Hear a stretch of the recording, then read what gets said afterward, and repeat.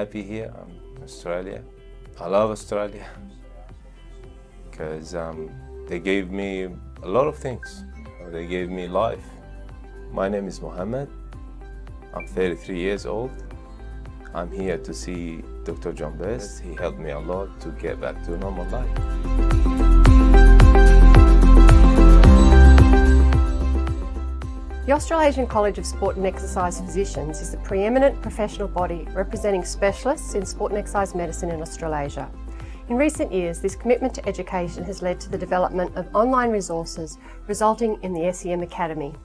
The ACSEP are the leaders in sport and exercise medicine education, providing one of the most advanced and rigorous training programs available. The SEM Academy will ensure that you are at the forefront of sport and exercise medicine education.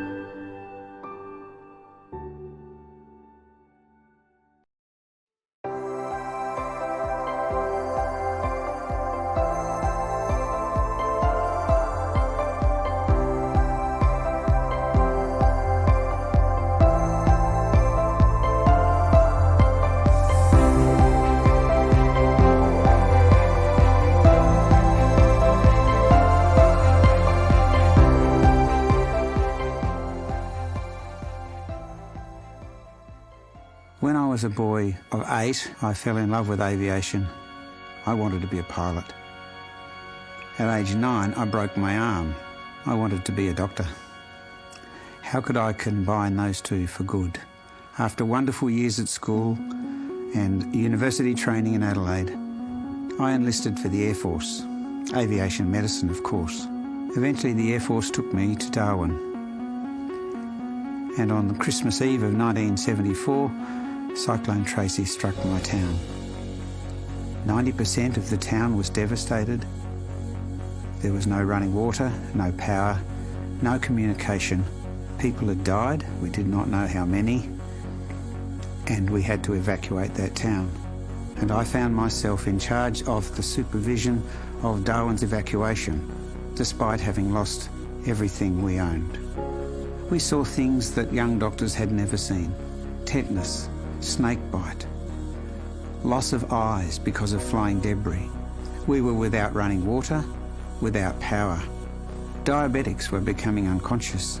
Epileptics were having convulsions because during that time their medicine was lost. It's not often that you see big, tough Aussie men run up and hug each other in the streets and say, "Thank God you're alive." And so it was a matter of walking around the debris-strewn streets, seeing if our friends were still there.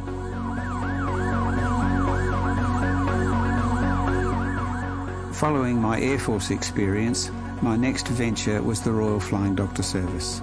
Much of our work with the RFDS was to serve Aboriginal communities, as its originator said, providing a mantle of safety over the inland. I grew to love the people of the outback. There were many amazing experiences in the Flying Doctor Service. We would use the station ute with a mattress in the back as an ambulance. And on one occasion I recall struggling in turbulence in a small aircraft delivering a baby. A real challenge both for me, for the nurse on board, and might I add for the young mother. The next highlight in my life, which continues to this day, which is to help in the care of our amazing Australian Paralympians. They don't see themselves as particularly special. They train every bit as hard as our able-bodied athletes. But sport for them is a bonus. To have a broken back or cerebral palsy or to be blind is their challenge. Sport is their bonus. The captain of our wheelchair rugby team said to me, "Doc, we're not really disabled, we're just differently abled." In my practice now, I care for many military, elite athletes, masters athletes, would-be active people.